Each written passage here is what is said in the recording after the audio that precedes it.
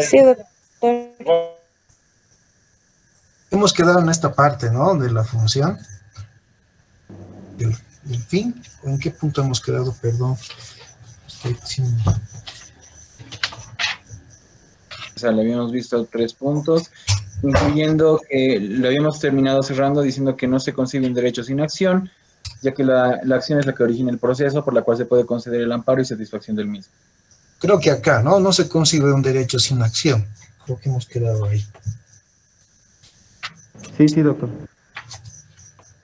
Bien. Entonces, hacemos un ensayo y en el grupo de WhatsApp me mandan, por favor, su registro del nombre y el carnet. Ya, vamos a ir a registrar y sale la fecha, ¿no? Y la hora.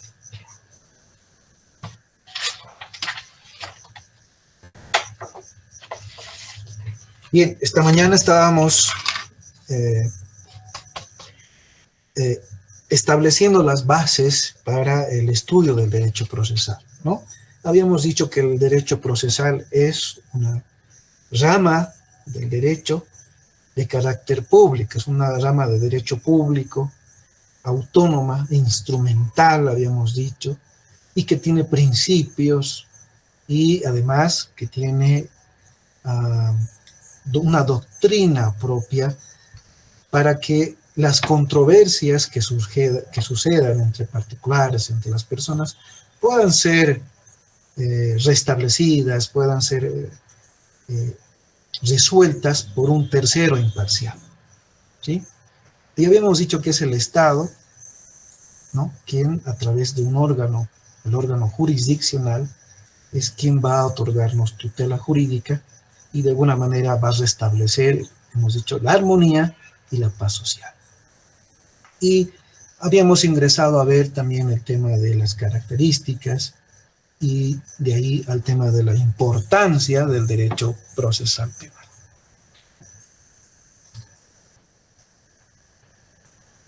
Habíamos mencionado de que las normas jurídicas del derecho positivo, del derecho vigente, son por esencia violables o por lo tanto generan derechos y obligaciones que de ellas emanan. Es decir, habíamos visto que las personas tenemos esa tendencia, no todas, ¿no?, a violar, a quebrantar, a infringir una determinada norma y con ello un determinado derecho subjetivo. Entonces habíamos dicho que el derecho procesal nos sirve para regular los efectos de esas violaciones, de esa infracción a la norma. ¿Para qué? Para lograr su restablecimiento. Ahora, habíamos quedado en este punto donde mencionábamos que la importancia del derecho procesal tiene que ver que sin acción no se concibe un derecho. Es decir, todo derecho subjetivo está revestido de una acción. Más adelante vamos a ver en qué consiste la acción en el derecho procesal, ¿no? Por el momento debemos sentar las bases para establecer que no se puede concebir un derecho sin una acción que lo proteja.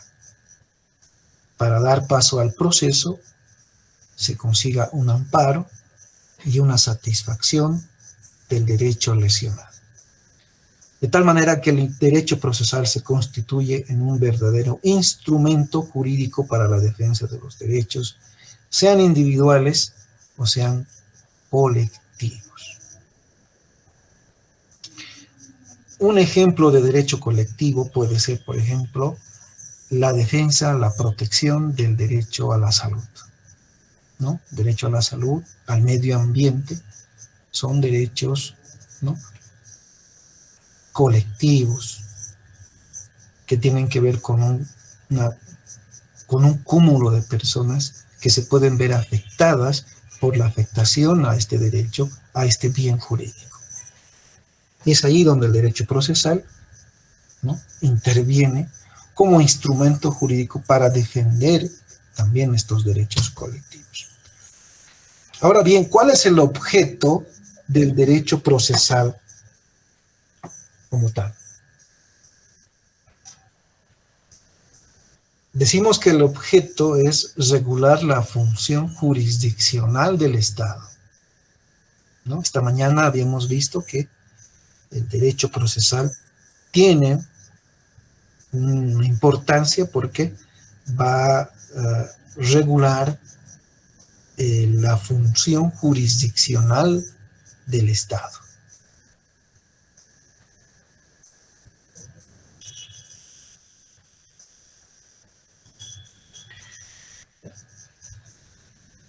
Y también habíamos visto que es en función a la soberanía del Estado que se va a justificar la intervención del derecho procesal. Y al ser el derecho procesal o al tener una relación con la actividad del Estado, por ser un derecho público, tiene que ver con la función jurisdiccional, es decir, con la administración de justicia. Cuando hablamos de función jurisdiccional del Estado, estamos hablando de la administración de justicia que tiene que cumplir el Estado. Ese es el objeto del derecho procesal. ¿Para qué? Para solucionar conflictos, para la declaración de derechos. Habíamos visto esta mañana que el derecho procesal nos sirve inclusive para establecer la culpabilidad, para imponer una pena, ¿no? Buscar la reinserción o readaptación social, habíamos visto, o se declara el mejor derecho de propiedad, o se restituye un derecho de propiedad que ha sido despojado. También nos sirve el derecho o el objeto del derecho procesal en la prevención de los hechos ilícitos. No únicamente tiene que ver con la sanción, sino que el Estado, a través de esta función jurisdiccional, que es el objeto del derecho procesal, tiene que ver también con la prevención de hechos ilícitos. El objeto del derecho procesal también tiene que ver con la tutela constitucional. Ojo, miren, cuando hablamos de tutela constitucional, ya estamos ingresando a un escenario de protección de derechos fundamentales, de respeto de garantías constitucionales, y que merecen también las reglas del proceso. Hoy habíamos visto las reglas del debido proceso, ¿no es cierto? Hemos dado lectura a un artículo de la Constitución, si no me equivoco, el 117, y habíamos visto de que nadie puede ser sujeto a una sanción penal sin haber sido oído y juzgado en un debido proceso. Estas garantías van a venir a reforzar, ¿no?, la intervención del derecho procesal en la satisfacción de derechos. ¿Sí? La tutela de derechos y libertades fundamentales, en consecuencia, es misión, es tarea, es objeto del derecho procesal. Reitero, la tutela de derechos, ya sean individuales o colectivos, así como las libertades fundamentales, es objeto del derecho procesal.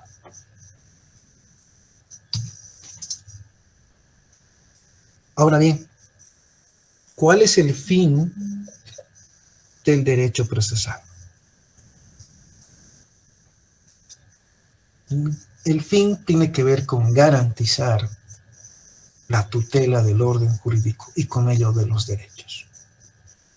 Esta mañana habíamos señalado de que no nos sirve de nada la mera declaración de derechos si no se va a tener un instrumento que nos ayude a efectivizar, ¿no?, la protección de estos derechos.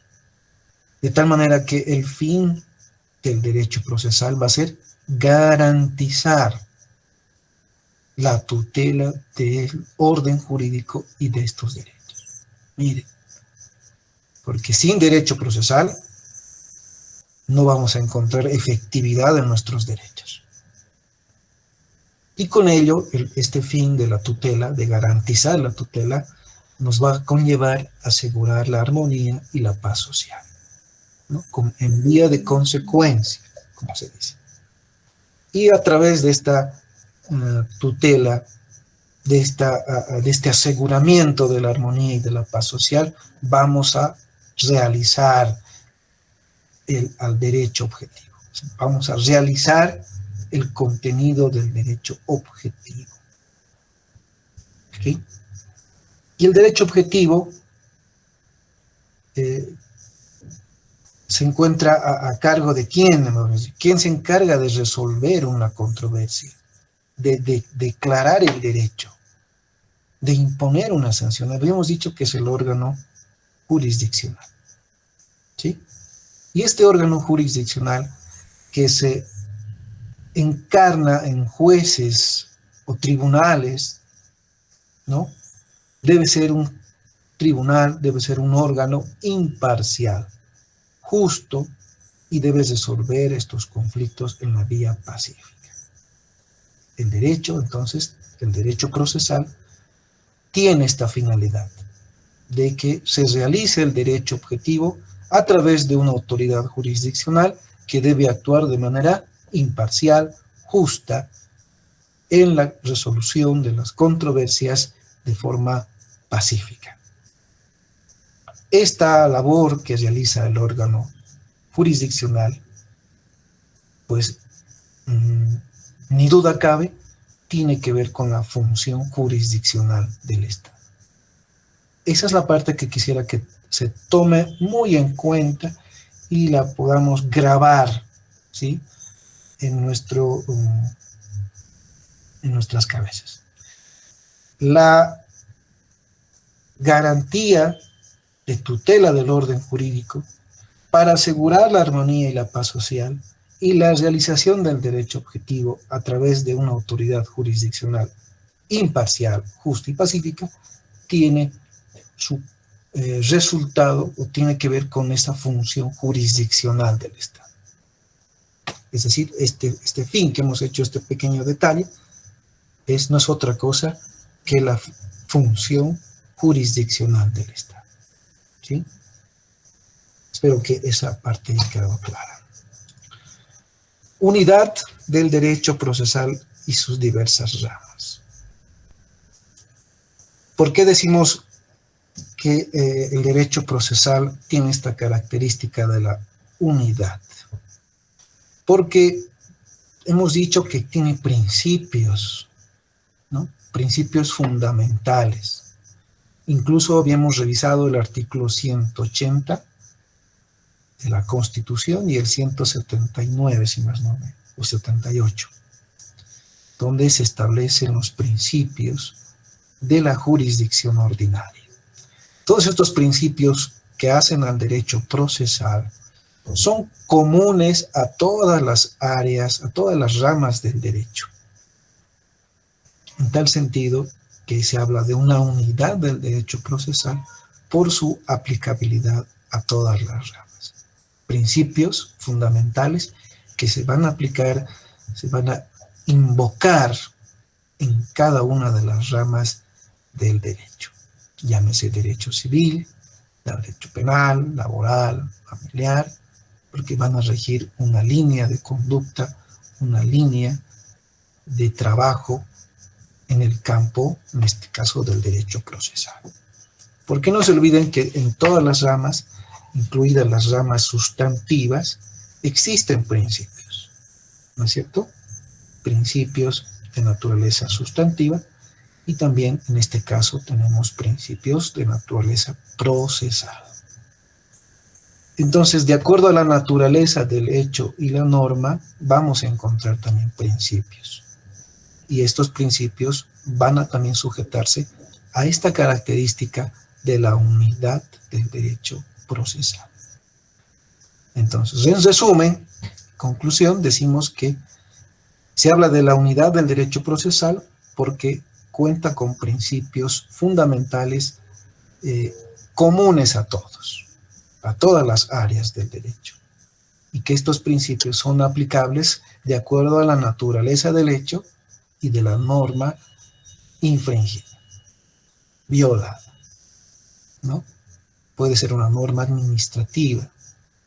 Esta mañana habíamos hecho a modo de una burla que cuando tenemos una infracción de tránsito, tratamos, ¿no?, de solucionar de una manera no precisamente como la norma establece. Entonces ahí encontramos la infracción, una norma de naturaleza administrativa, ¿sí?, inicial, pero de orden policial, tránsito. Entonces miren, en este tipo de infracciones de norma encontramos también al derecho procesal y a los principios del derecho procesal que van a ser también aplicables a esta infracción, porque se abre un proceso interno. El organismo de tránsito actúa como juez, sumariante en algunos casos. Ahora, si el hecho es mucho más grave, tránsito tiene que derivar el caso al Ministerio Público, ¿sí?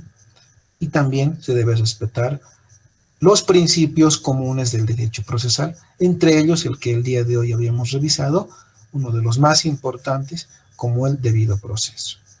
También habíamos revisado el principio de verdad material, ¿no? Estos principios son comunes en las diversas ramas. A eso se refiere la unidad del derecho procesal. Esta unidad ha sufrido, como en todas las áreas del derecho, una evolución, ¿no? Y esta evolución es porque el derecho, como las demás ciencias, sufren transformaciones, ¿no es cierto? Hay la modernidad, el carácter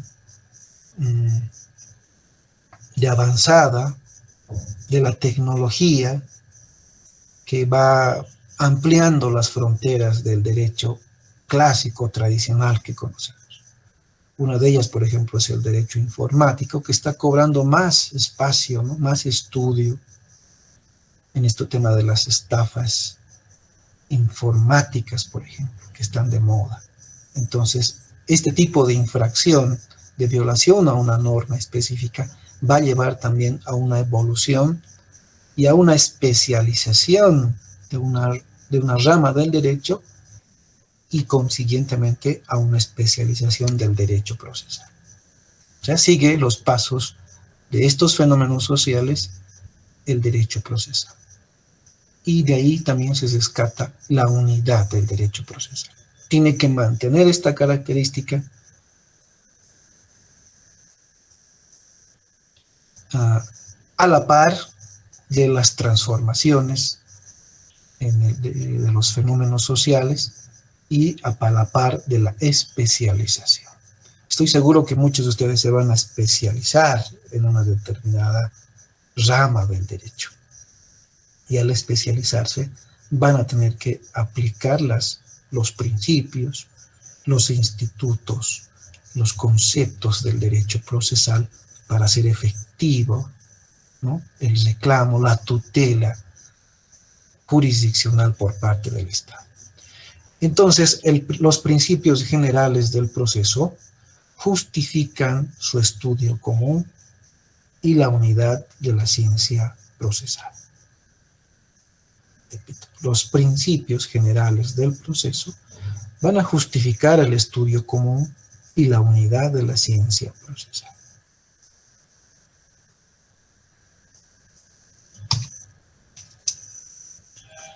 Derechos, facultades, obligaciones, deberes y cargas. Miren, en el proceso, como tal, surgen para las partes, ¿no?, que intervienen en un determinado proceso, derechos, facultades, obligaciones, deberes y cargas. ¿Qué significa? Que el derecho procesal va a regular todos estos elementos con el fin de lograr, ¿qué habíamos dicho? Tutela jurisdiccional, asegurar que la armonía y la paz social y la realización de ¿qué? Del derecho objetivo. Esas serán el fin del derecho procesal. Y para llegar a ese fin, ese objeto, es que el derecho procesal nos marca derechos, facultades, obligaciones, deberes y cargas. El derecho procesal es de naturaleza pública, ¿no? Porque tiene que ver con la actuación del Estado a través de un órgano, ¿no? Y esta actuación, que es de naturaleza pública, es fuente de derechos subjetivos, ¿no?, para las partes. ¿Qué es un derecho subjetivo? ¿No? Hemos aprendido en derecho, en introducción al derecho, en derecho civil, que el derecho subjetivo es aquella facultad de exigir, de reclamar, ¿no?, algo. Ahora, en el campo del derecho procesal, estos derechos subjetivos se traducen en el derecho de acción, en el derecho de contradicción, de recurrir, en el derecho de probar. ¿Sí? Entonces, miren la diferencia. Estoy seguro que ustedes han estudiado, han revisado en materia sustantiva, material, qué consisten los derechos subjetivos. Pero ahora, en esta materia procesal, los derechos subjetivos son, reitero, de acción, contradicción, recurrir y probar. Entre los más destacados, porque esto no es un detalle cerrado, no está sujeto al sistema de números clausus, ¿no? Esto es un simple detalle, que existen mucho más derechos subjetivos procesales. El derecho de acción, que tiene que ver con el de acudir ante una autoridad jurisdiccional para pedirle, le conceda tutela jurídica. Contradicción, que hace referencia a que la parte que está siendo procesada, denunciada, tiene el derecho de refutar, como su nombre lo dice, contradecir los argumentos que pesan en su contra. ¿Sí? Tiene ese derecho de decirle, no es cierto lo que se está manejando, se está relatando a su autoridad jurisdiccional, sino estos son los verdaderos hechos que su autoridad debe valorar en función a la verdad material. Otro derecho subjetivo procesal es el derecho a recurrir. ¿Sí? El 180, habíamos visto, parágrafo 2 de la Constitución, nos garantiza que el derecho a la impugnación. Toda resolución que consideramos nos causa un agravio, es desfavorable para nuestro cliente, para nosotros, es objeto de recursibilidad, objeto de un recurso. Entonces es un derecho subjetivo procesal el de recurrir. También otro derecho procesal, subjetivo procesal, es el derecho a la prueba. Probar, de exigir de que se cumplan con todos los actos investigativos, en el caso del ámbito penal, para lograr construir la culpabilidad de una determinada persona. ¿Sí? Al igual que en todas las ramas del derecho, vamos a encontrar en el área penal pruebas documentales, pruebas testificales, pruebas periciales, ¿no?, materiales, que van a conducir a que el juzgador pueda generar convicción y emitir una determinada resolución llamada sentencia, que puede ser condenatoria en caso de encontrarlo culpable al imputado, o puede ser una sentencia absolutoria, cuando no se encuentran indicios, elementos de prueba, y se exonera de responsabilidad al denunciado. Entonces, miren ustedes, el derecho procesal, al tener esta naturaleza pública, es fuente de derechos subjetivos procesales, ¿no? De acudir al órgano jurisdiccional, de decirle al juez de que no es cierto lo que se está atribuyendo en un determinado caso, de presentar un recurso cuando esta resolución sea desfavorable y de proponer, de producir prueba tendiente a obtener una resolución favorable. En el caso de una víctima, de lograr una sentencia condenatoria, ¿no? Y como en ese silogismo jurídico, en esa relación jurídico-procesal, de todo derecho también surgen obligaciones, ¿no es cierto? Todo derecho genera, provoca relaciones, obligaciones también de índole procesal. Una de estas obligaciones de naturaleza procesal la podemos encontrar en el artículo 276 del procedimiento civil, del Código Procesal Civil, además de las costas.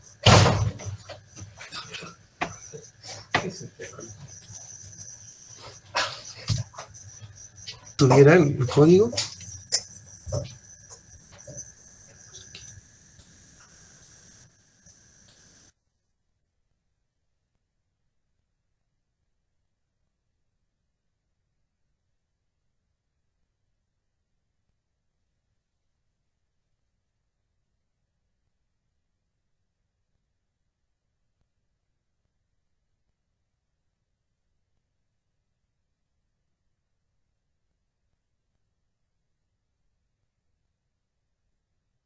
¿Está con el código?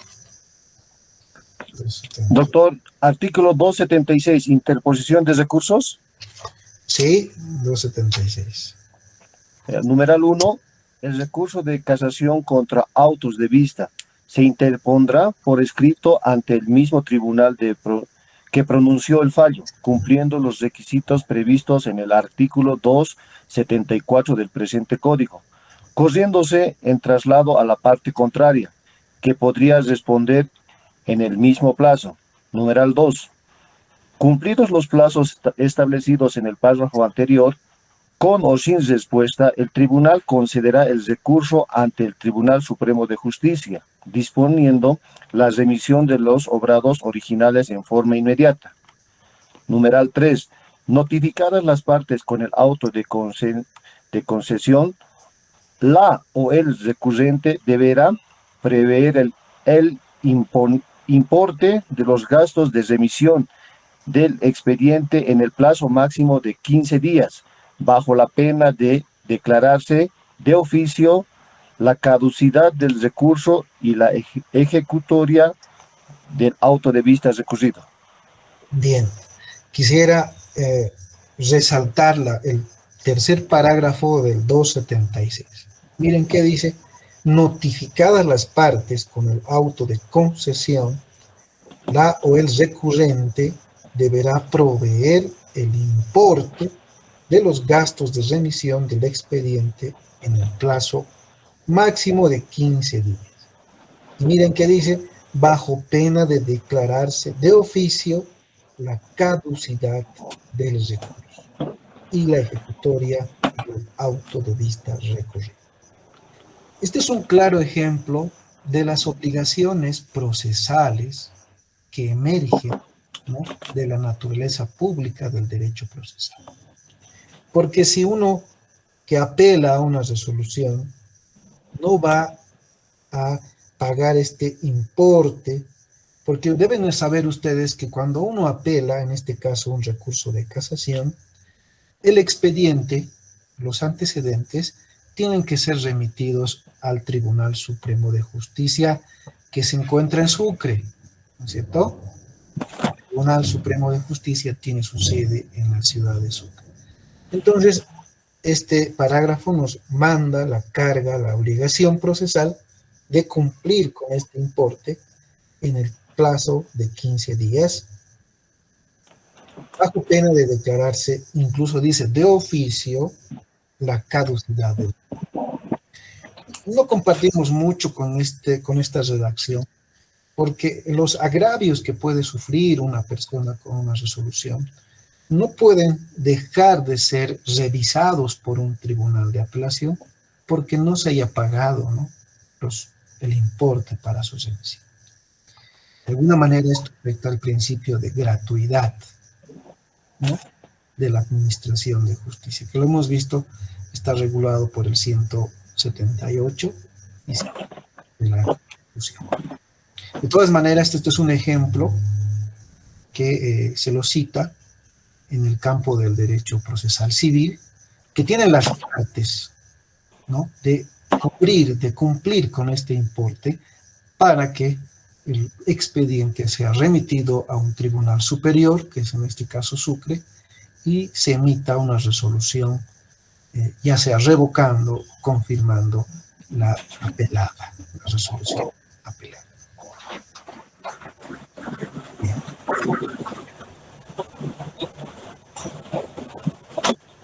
Bien. Se ven las diapositivas, ¿no? Sí, doctor.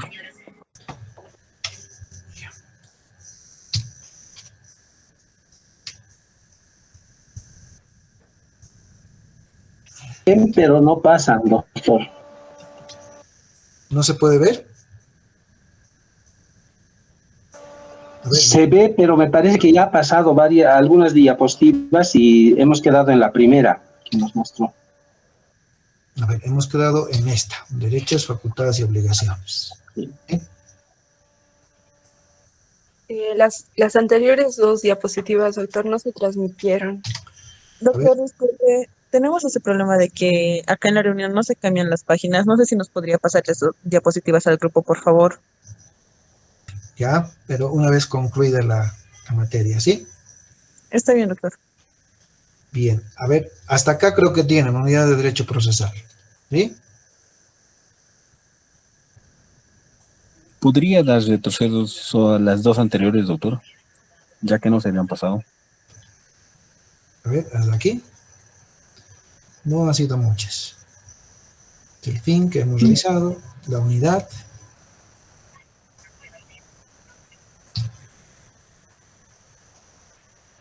La evolución. No, se está quedando en impone a obligación. Y esta, hasta aquí. De esta no hemos avanzado mucho, ¿sí? Doctor, al parecer está congelado en la diapositiva de derechos y facultades y obligaciones de deberes y cargas. Sí. De esta diapositiva, Esa imagen la está desde el siguiente, inicio. no hay más, ¿no? Entonces, estamos en orden. El derecho procesal, hemos dicho, es de naturaleza pública. Esta diapositiva la tiene, ¿sí? De los derechos subjetivos, procesales y de las obligaciones. De aquí atrás Sí. nos queda solo la unidad que ya lo hemos revisado. No hay más. Ahora nos tocaría revisar, ya para terminar esta intervención, esta fase, la carga procesal, que se diferencia de la obligación procesal y mucho más de los derechos subjetivos procesales. Entendemos por carga procesal aquel imperativo del propio interés, es decir, que esta carga procesal es para la parte que tiene un interés determinado en el proceso. ¿Sí? Doctor, disculpe, la carga procesal es ya otra diapositiva porque no se ve, disculpe. ¿Esta diapositiva no se ve? Seguimos en... Se ha congelado la pantalla, doctor, en derechos facultativos. Esta de carga procesal estamos ahora. ¿O se ha quedado en Sería esta? bueno que los reinicie, doctor, porque se está congelando, no está cambiando. ¿Ahora sí? Sí, está en deberes procesales. Ya. Estamos acá, en carga procesal. Ahora sí. Entonces, habíamos dicho que la carga procesal, ¿no?, incumbe a quien tiene un interés propio en el proceso, ¿sí? Es un imperativo del propio interés de aquel sujeto procesal que tiene esta obligación de realizar un determinado acto en el proceso. Aquí hemos, de alguna forma, establecido unos ejemplos de la carga procesal, de lo que se entiende aquello por propio interés. Si uno es denunciante, si uno es demandante en un proceso, tiene la carga ¿de qué? De ofrecer pruebas. ¿No es cierto? Alguna vez les han debido decir, me vas a probar, ¿no es cierto? Me vas a probar lo que me estás indicando. Entonces, miren, la carga procesal tiene que ver con un interés propio. Ofrecer pruebas testificales, literales, pruebas periciales, ofrecer una inspección, ¿no?, al lugar del hecho. En materia penal, ofrecer diferentes tipos de pruebas.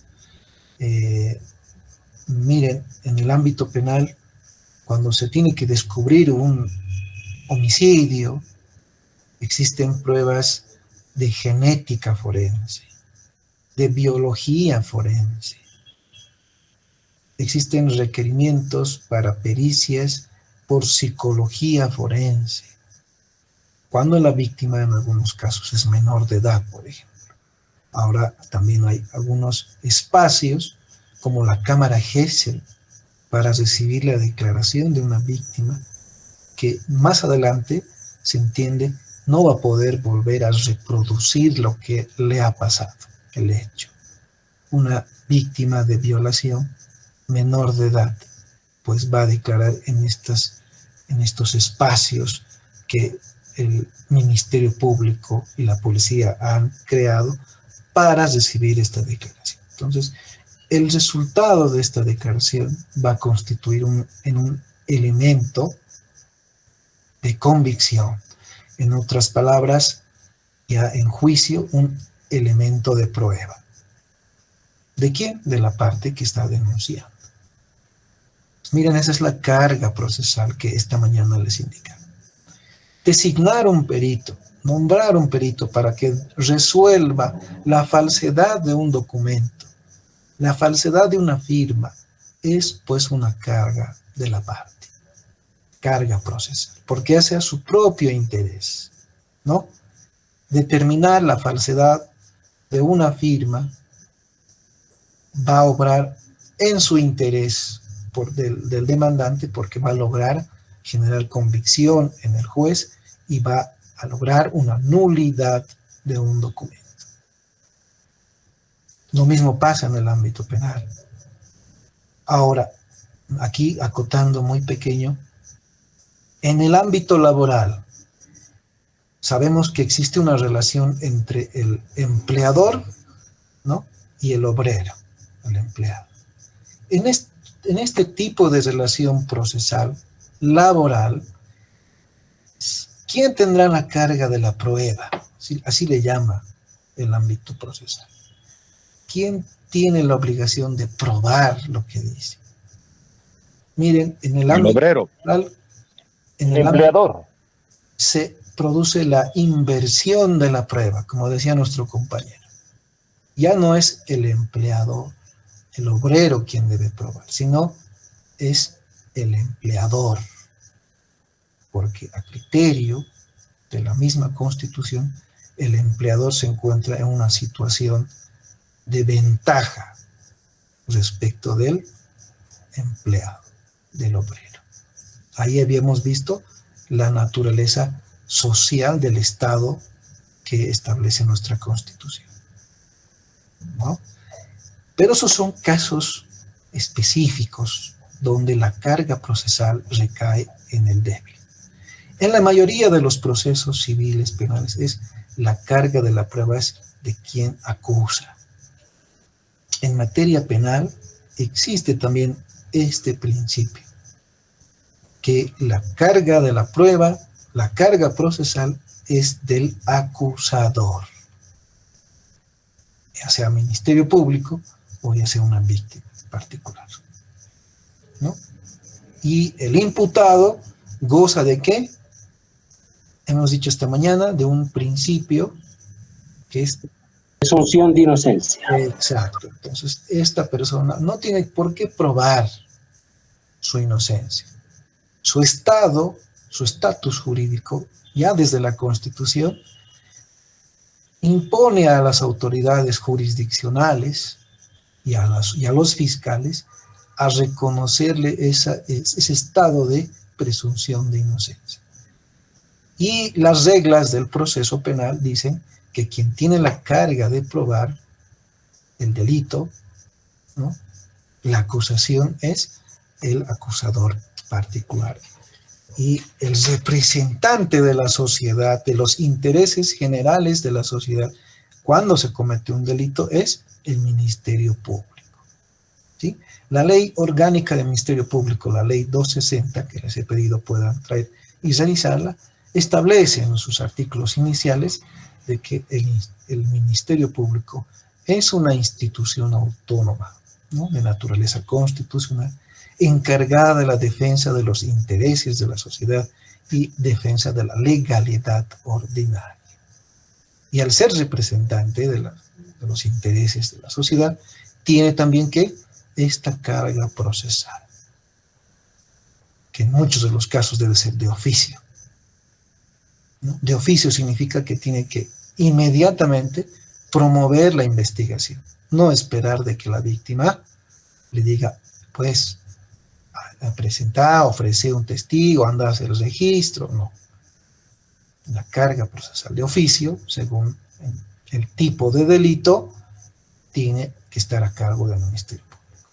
Ustedes van a ver más adelante, en Derecho Penal 2, en Procesal Penal, que los delitos, ¿no?, los delitos que regula nuestro Código Penal, no tienen las mismas características. Existen delitos de acción penal pública y existen delitos de acción penal privada. También existen delitos de acción penal privada a instancia de parte. ¿Sí? En los delitos de acción penal privada no interviene la Fiscalía, el Ministerio Público. De tal manera de que en estos delitos de acción privada, la Fiscalía no tiene la carga procesal de probar, sino que esta carga procesal está para la víctima, para el acusador particular. ¿En qué? Reitero, en delitos de acción penal privada. Bueno, me estoy adelantando mucho, pero esto es necesario poder distinguir para poder precisar a quién le corresponde esta carga procesal, ¿no?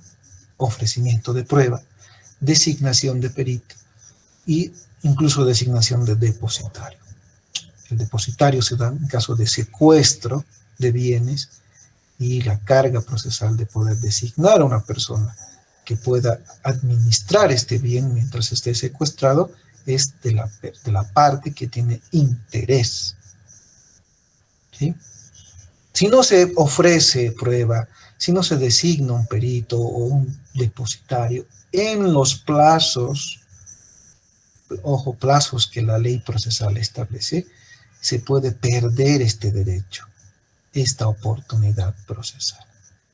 A esa pérdida del derecho porque le ha vencido el plazo, porque no ha presentado en ese término que establece la ley procesal, se la conoce como preclusión. ¿Sí?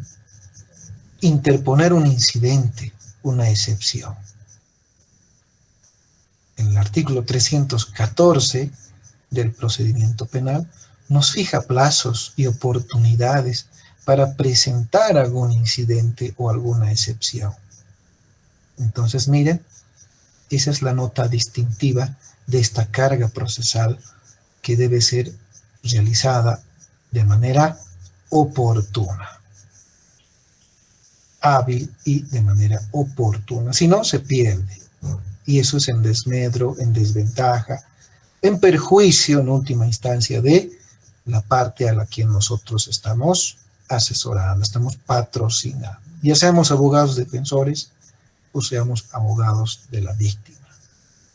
¿Sí? Bueno.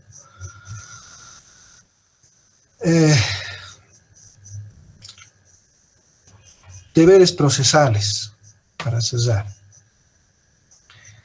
La norma también impone una obligación, una conducta a seguir, la norma procesal, que para el caso de un proceso ya aperturado, deviene en la obligación de testimoniar, ¿no? De cuando una persona es convocada por un juez o por una autoridad fiscal, le citan, tienen la obligación, el deber procesal de comparecer ante esa autoridad y declarar, prestar su testimonio de todo en cuanto sepa del hecho que se está investigando. Si no acude al llamado de la autoridad jurisdiccional, se puede librar mandamiento de aprehensión en contra de ese sujeto. ¿Sí? Entonces, miren, también existen deberes procesales. Y que la parte que ha ofrecido a un testigo también tiene ese deber de coadyuvar a que este testigo se haga presente ante la autoridad, ya sea jurisdiccional o ya sea una autoridad fiscal. No se olviden que los fiscales tienen esa atribución de citar a una persona para que preste su declaración testificada. Si no acude, si no comparece, este fiscal puede aprenderlo, pero con la única finalidad de conducirlo a dependencias de la fiscalía y recibir su declaración. Aquí hay una salvedad de que si este testigo puede declarar algunos elementos que puedan servir para incriminarlo, o sea, en otras palabras, para que él mismo se pueda autoincriminar, pues él tiene el derecho de acogerse al silencio, de no declarar. Y la fiscalía tomará una decisión en función a este silencio, ¿no? Al derecho de guardar silencio, que más adelante en el derecho procesal, en las garantías que rige al imputado, ustedes van a poder apreciar este derecho de guardar silencio, cuando pueda surgir su propia responsabilidad. Pero en este punto, lo que queremos notar es ese deber que tiene toda persona de acudir a prestar su testimonio, y eso lo refleja el 193 del Código de Procedimiento Penal, ¿no? Y también otro deber procesal es el del respeto a los jueces, magistrados, vocales, ¿no? No puede ir un abogado a difamarlo, a maltratarlo. Siempre debe mantener el decoro, el respeto, ¿no? La consideración. Así un juez no nos caiga bien, pues hay que respetar. La labor de un abogado siempre tiene que ser de cordura, de respeto, de altura, ¿no? Y este respeto a los jueces, sobre todo en materia penal, ha sido regulado por una disposición transitoria a la ley 1173. Entonces les voy a pedir también puedan revisar esta ley, que es la ley de efectivización del sistema procesal penal, que ha modificado varios institutos, varios capítulos del proceso penal, y entre ellos ha establecido que se debe generar un reglamento de actuaciones del juez en cuanto a sus facultades de poder ordenador y disciplinario. En tal sentido, cualquiera de las partes, sobre todo los abogados, que falten el respeto a un juez, puede ser objeto de una sanción, incluso económica, por parte de la autoridad jurisdiccional. Bien, hasta aquí les agradezco. Creo que ya estamos 14 y 8.